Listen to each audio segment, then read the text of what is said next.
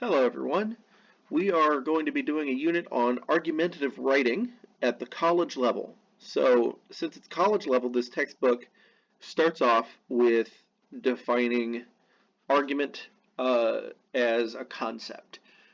It doesn't just say, we all understand what an argument is, moving on. It defines argument very thoroughly. So this first section we're going to go through defines argument. Consider the following scenario. You are a marketing manager of a bargain basement shampoo called Curl Clean, and you want to open up the market to a high-end product. Your Curl Clean is cheap, but you think you can sell an expensive one. You call a staff meeting to discuss the pros and cons. That's an argument. The pros and cons bit is an argument. As a result of numerous staff meetings, marketing analyses, and discussions with your technical department, you conclude that you will make a more expensive shampoo. Your goal is to persuade the company board of directors that your staff's proposal is valid. That, too, is an argument. Your company has now decided to enter the expensive market with a new shampoo called Strawberry Fields. You've added a strawberry scent, wheat germ oil, and some conditioners to create softness.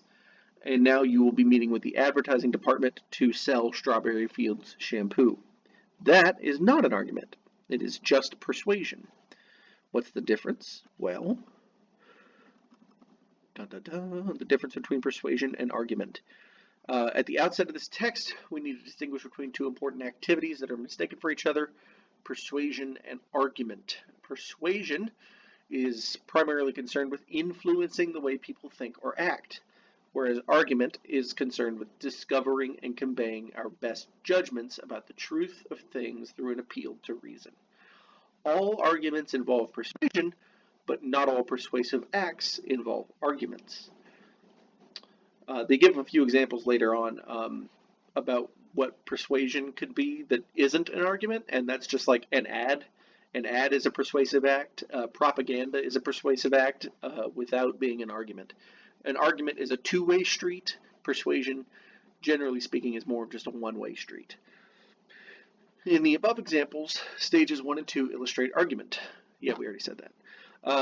Rhetoricians, right here. Let's see if I can highlight that. I cannot. Rhetoricians are people who study rhetoric. And if you don't know, rhetoric is the way you say something. Anytime you're communicating, you have two parts to your communication. You have the substance of what you're saying, and you have the rhetoric of how you're saying it. So rhetoricians are people who study rhetoric. Rhetoricians sometimes call such a discussion, an argument, a heuristic dialogue, where heuristic, and you see there's an asterisk right here, so that points us down to the bottom of the page. Heuristic is derived from a classical Greek word related to the word eureka. I have found it. So heuristic is about finding, discovering. Where heuristic means discovering, searching, or finding out. In such a dialogue, participants proceed reasonably, contributing ideas and assessing the merits of different points of view. They locate and weigh evidence, examine values, question consequences, evaluate risks, and so forth, all with the aim of making the best decision possible. Stage 1 can be seen as argument and process.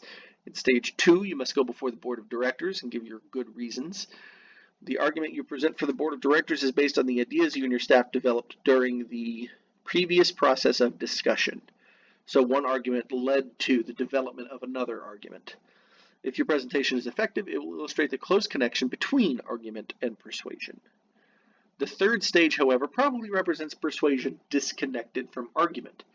There are probably no good reasons to support a claim that Strawberry Fields is superior to its competitors. Without good reason to support a case, a persuader must take a tack different from the argument in order to influence the behavior of others. One choice would be to create a pseudo-argument with bogus reasons, like it smells like strawberries. Or you could abandon the appearance of argument altogether and appeal to the audience's unconscious motivations and fears.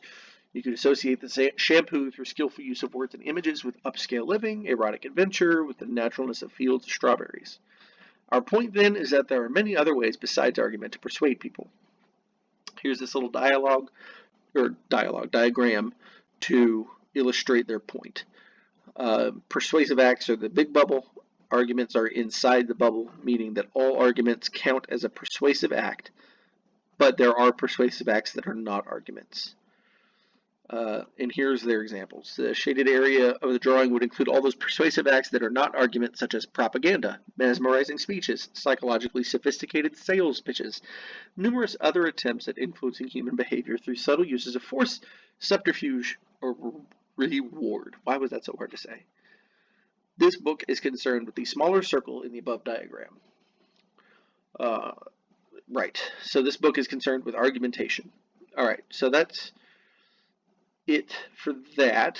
I hope I answered the questions that are in the Google Doc.